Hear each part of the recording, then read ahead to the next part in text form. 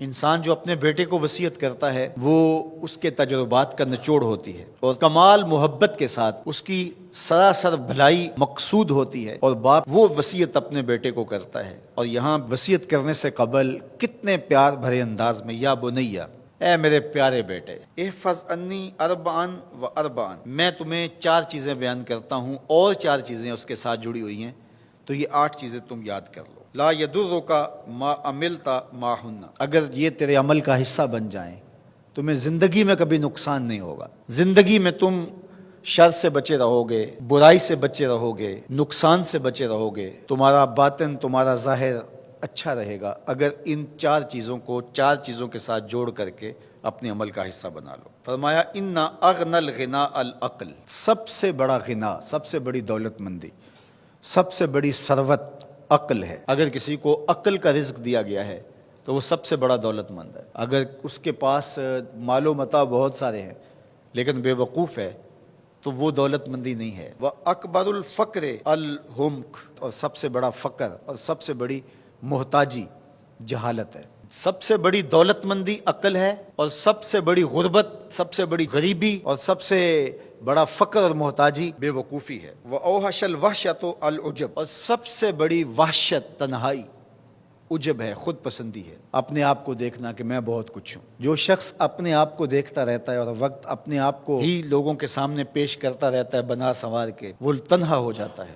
لوگ اس کی ان خوبیوں کا بھی انکار کر دیتے ہیں جو خوبیاں واقعتاً اس کے اندر موجود ہوتی ہیں۔ اگر پاؤ ہے تو اپنے آپ کو سیر نہ بتاؤ، لوگ پاؤ کا بھی انکار کر دیں گے۔ تو جو جس حالت میں ہو وہی حالت لوگوں کے سامنے ہونی چاہیے، بلکہ اس سے اگر کم ہو۔ شیخ سعدی نے ایک بڑی خوبصورت بات لکھی کہ تم برے ہو لوگ تجھے نیک سمجھیں یہ بری بات ہے، لیکن تم نیک ہو اور لوگ تجھے برا سمجھیں تو کوئی فرق نہیں پڑتا، تم اللہ کی نظر میں نیک ہو۔ اس لیے تم اگر سیر ہو اور لوگ تمہیں پاؤ سمجھے تو کوئی فرق نہیں پڑتا، لیکن اگر تم اپنے آپ کو پیش کر رہے ہو تو لوگ تمہاری اس حیثیت کا بھی انکار کر دیں گے جو تمہیں حاصل ہے۔ وَأَكْرَمُ الْحَسَبِ حُسْنُ الْخُلْقِ، سب سے اچھا جو حسب و نسب ہے وہ کیا ہے؟ میں فلاں ہوتا ہوں، میں فلاں ہوتا ہوں، میں فلاں کا بیٹا ہوں، فلاں قبیلے سے میرا تعلق ہے، میرا باپ بڑا امیر کبیر تھا۔ اپنا حسب نامہ اس طرح لوگ پیش کرتے ہیں، مجھے جانتے ہو کہ میں فلاں ابن فلاں ہوں۔ سیدنا علی المرتضیٰ فرماتے ہیں بہترین جو حسب ہے جو آپ پیش کرتے ہیں وہ کیا ہے؟ حسن الخلق، تمہارے اخلاق کیسے ہیں، تمہارا خلق گواہی دے گا کہ تم اچھے خاندان کے چشم و چراغ۔ مشکانست کے خود ببوئت نہ کہ عطار بگوئت۔ فارسی کا ایک مقولہ ہے کہ خوشبو وہ ہوتی ہے جو خود بتائے کہ میں خوشبو ہوں۔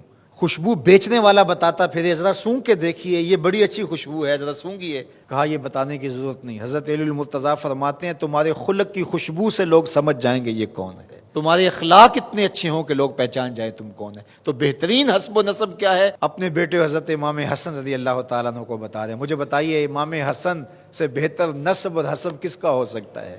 رسول اللہ کی بیٹی کے بیٹے، امام الاولیاء کے فرزند ہیں، رسول اللہ کے نواسے ہیں، بنو ہاشم کے چشم و چراغ ہیں۔ تو انہیں یہ نہیں کہا کہ تم یہ بتاتے پھرنا، بلکہ کہا کہ تمہارا خلق گواہی دے کہ میں محمد کا نواسا ہوں، تمہارے اخلاق گواہی دے کہ میں نے فاطمہ کا دودھ پیا ہے، تمہارا کردار گواہی دے، تمہاری شجاعت گواہی دے کہ تم علی کے فرزند ارجمند ہو۔ اللہ اکبر۔ پھر حضرت علی المرتضیٰ رضی اللہ تعالیٰ عنہ ان چیزوں کو بیان کرنے کے بعد فرماتے ہیں یا بنیا، اے میرے بیٹے، ایاک والمصادقہ الاحمق، بے وقوف شخص کی دوستی سے ہمیشہ بچنا۔ فإنہ یرید ان ینفعک فیضرک، وہ دل سے چاہے کہ تمہیں نفع پہنچائے لیکن اپنی جہالت کی وجہ سے، اپنی بے وقوفی کی وجہ سے تمہیں نفع نہیں پہنچا سکے گا، تمہیں نقصان پہنچا دے گا۔ کہا جاتا ہے کہ بے وقوف دوست سے دانا دشمن اچھا ہے، تو وہ اسی قول کا مفہوم ہے۔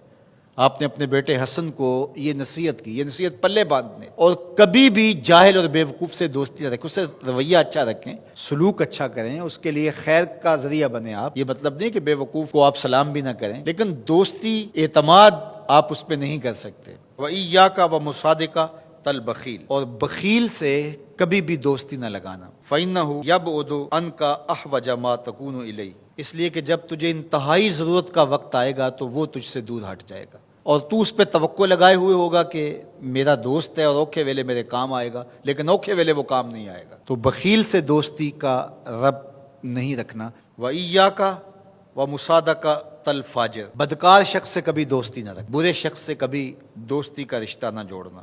فَإِنَّهُ يَبِيعُكَ بِالطَّافَةِ، جو فاسق و فاجر ہے، برا شخص ہے، بدکار ہے، اس سے دوستی نہ رکھنا، اس لیے کہ وہ بہت تھوڑی قیمت میں تجھے بیچ دے گا۔ اور آخری بات، وَإِيَّاكَ وَمُصَادَقَةَ الْكَذَّابِ، جھوٹے آدمیوں سے کبھی دوست نہیں رکھنا۔ فَإِنَّهُ كَالسَّرَابِ يُقَرِّبُ عَلَيْكَ الْبَعِيدَ وَيُبْعِدُ عَلَيْكَ الْقَرِيبَ، وہ بعید کو تجھے قریب دکھائے گا، قریب کو تجھے بعید دکھائے گا۔ جو چیز قریب ہوتی ہے، جو سراب ہوتا ہے تو دور سے پانی دکھائی دیتا ہے، لیکن جب قریب جا کے دیکھتے ہیں تو سراب ہوتا ہے، پانی نہیں ہوتا۔